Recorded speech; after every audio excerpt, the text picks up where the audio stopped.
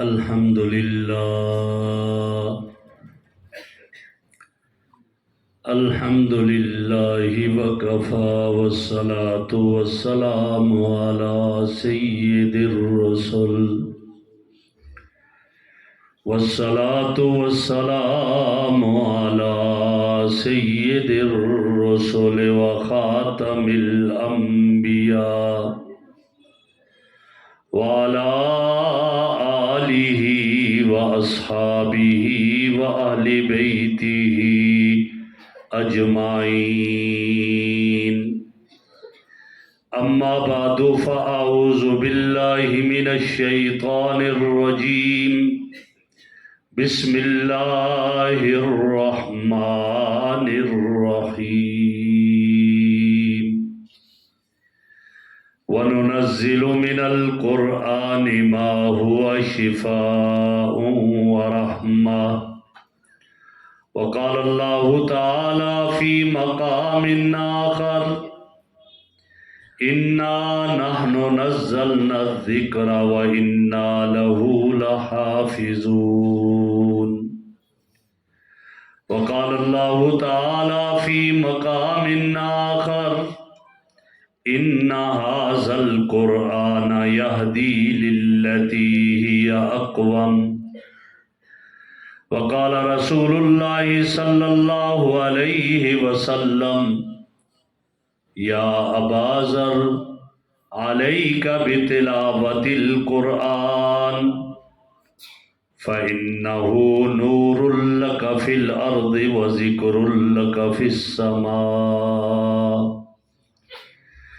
وقال رسول الله صلى الله عليه وسلم إن الله يرفع بهذا الكتاب أقواما ويضع به آخرين صدق الله مولانا العظيم وصدق رسوله النبي الكريم اللهم صل على سيدنا ومولانا محمد وعلى آل سيدنا ومولانا محمد وأصحاب سيدنا ومولانا محمد وبارك وسلم عليه۔ انتہائی قابل صد احترام میزبان مکرم حضرت مولانا وقار صاحب، برادر عزیز مجاہد ملت حضرت مولانا حفیظ الرحمان صاحب، حضرات علماء کرام، معزز سامعین کرام، بزرگوں اور عزیز دوستوں، میں اور آپ ایک اسکول کے پروگرام میں جمع ہیں۔ آپ کے سامنے طلباء کرام کے سروں پر دستار سجائی گئی،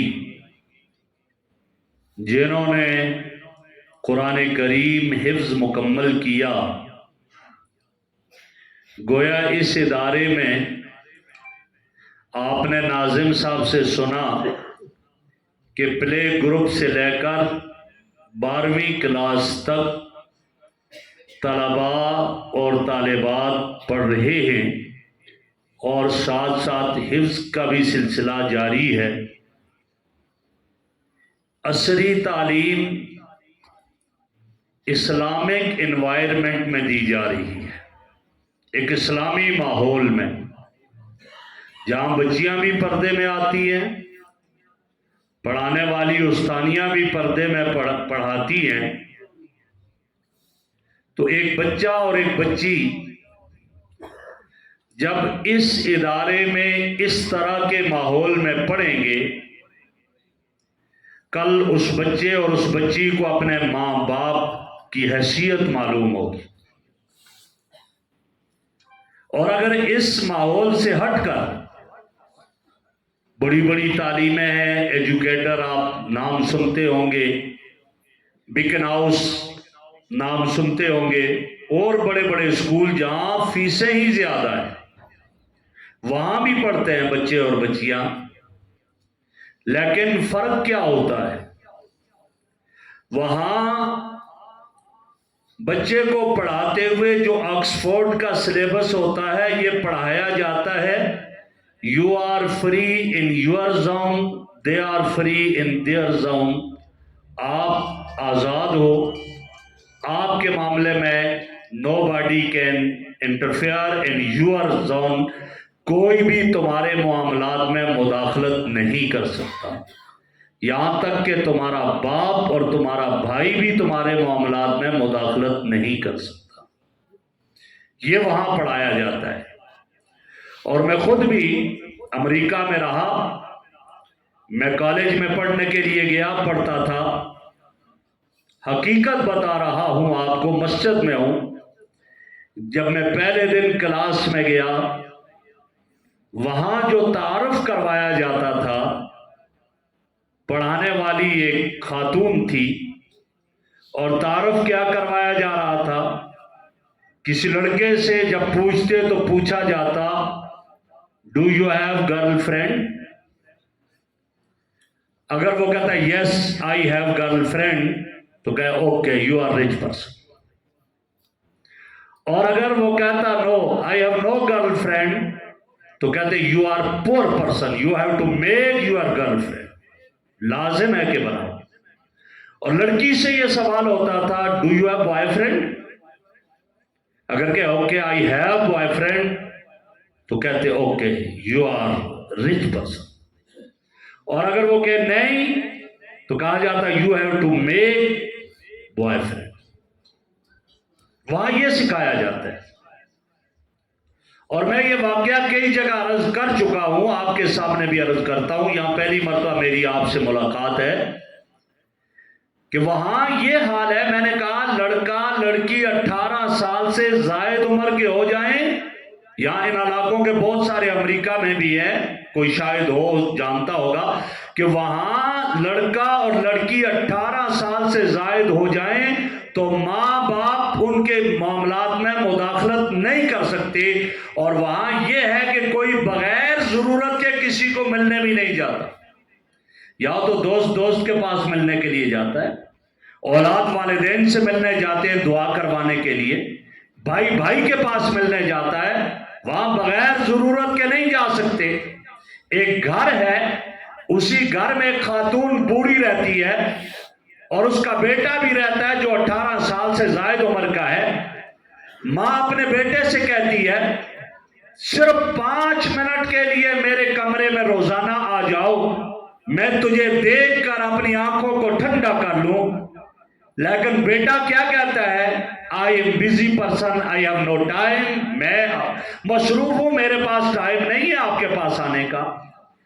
ماں عدالت میں کیس کرتی ہے کہ عدالت کو چاہیے میرے بیٹے کو 5 منٹ کے لیے میرے پاس بھیجے. تو عدالت میں وکیل کیا، بیٹے نے بھی وکیل کیا، اور نقطہ نظر کیا پیش کیا؟ لڑکے کا نقطہ نظر یہ تھا I am over 18، I am independent, 18 سال سے زائد عمر کا ہوں، آزاد ہوں. My mother doesn't have right on me, میری ماں کے مجھ پہ حقوق نہیں ہیں، میں نہیں مل سکتا.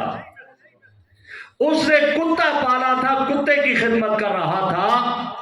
تو عدالت نے فیصلہ کیا سنایا، میں آپ کو بتانا یہ چاہ رہا ہوں. عدالت نے یہ فیصلہ سنایا we cannot enforce him to go his mother's room for 5 minutes daily. ہم جبر نہیں کر سکتے کہ ماں کے کمرے میں 5 منٹ کے لیے روزانہ جائے، because he is over 18, he is independent. 18 سال سے زائد عمر کا ہے، آزاد ہے. his mother doesn't have right on him، ماں کے کوئی حق نہیں ہے اس پر. لیکن کہا کہ if he will not serve his dog، اگر کتے کی خدمت نہیں کرے گا we enforce him، ہم اس پہ جبر کریں گے، جیل میں ڈالیں گے، because his dog has rights on him، کتے کے اس پر حقوق ہے. یہ امریکہ کی عدالت فیصلہ سناتی ہے.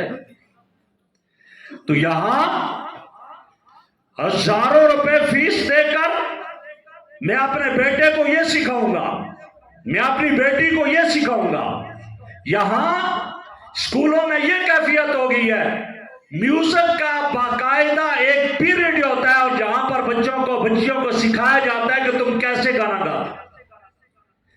یہ فیس دے کر اپنے بچوں کو ہم گمراہ کرتے ہیں، لیکن کاش کہ اگر وہ سلیبس ہوتا جو میرے آقا نے فرمایا۔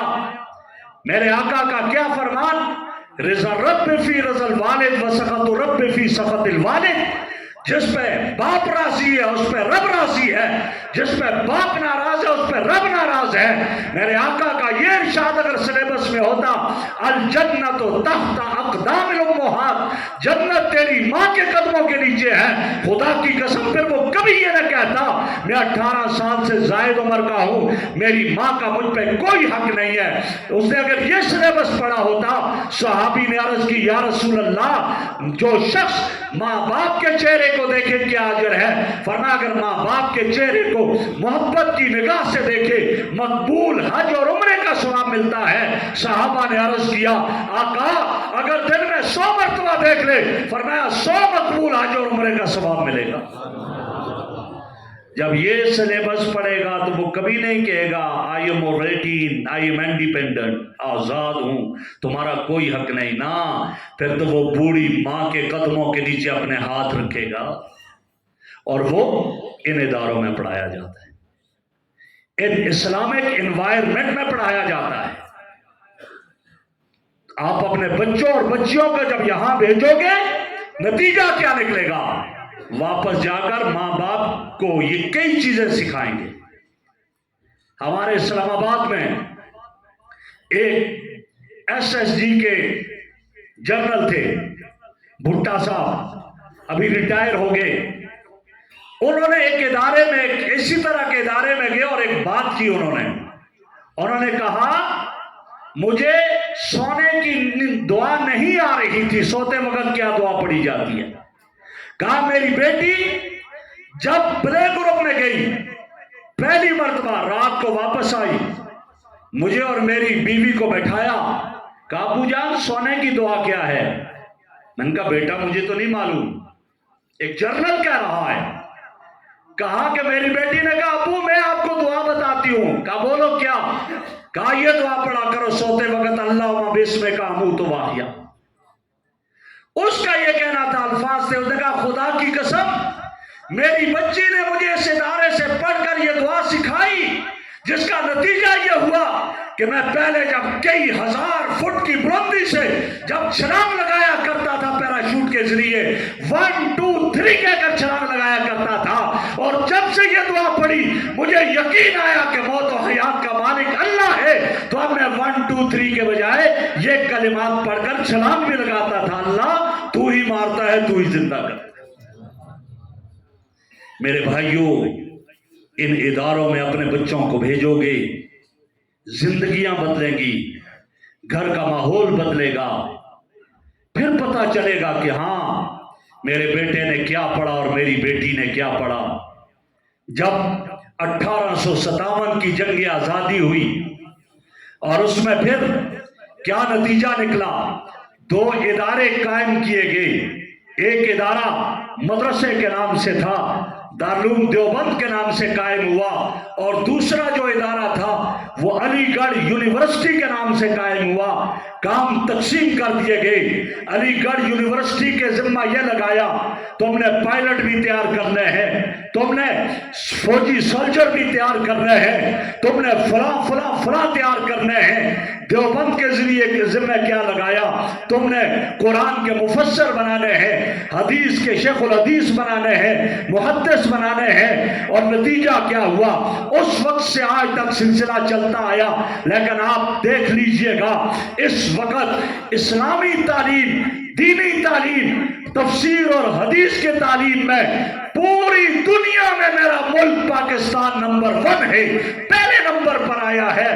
قرآن کے حفظ میں میرا ملک پہلے نمبر پر آیا ہے، ہزاروں حفاظ سال میں تیار ہوتے ہیں، سعودی عرب میں بھی ہزاروں اتنے تیار نہیں جتنے پاکستان میں تیار ہوتے ہیں۔ آج بیرون دنیا سے لوگ دین پڑھنے کے لیے پاکستان کا رخ کرتے ہیں، یہاں مدرسوں میں آ کر پڑھتے ہیں، پابند پابندی لگائی جاتی ہے، کیوں مدرسوں میں پڑھتے ہیں، کیوں آتے ہیں؟ لیکن آپ دیکھ لیجئے گا پہلے نمبر پر پاکستان آیا، لیکن آپ عصری تعلیم کی طرف جائیے گا دیکھ لیجئے گا آج ڈاکٹر کہتے ہیں پاکستان سے BBS کیا ہوا ہے، اس کے پاس اتنے نہیں جاتے، ہاں یہ UK سے کر کے آیا ہے، USA سے کر کے آیا ہے، وہاں لائن لگی ہوتی ہے۔ آج پاکستان میں ڈاکٹر کی ڈگری پاکستان سے حاصل کرے کوئی اور کرے، اس کو اہمیت نہیں دی جاتی، اور گیا پاکستان اس تعلیم میں کہاں سے کہاں پہنچ گیا، دین کی تعلیم میں کہاں سے کہاں پہنچا۔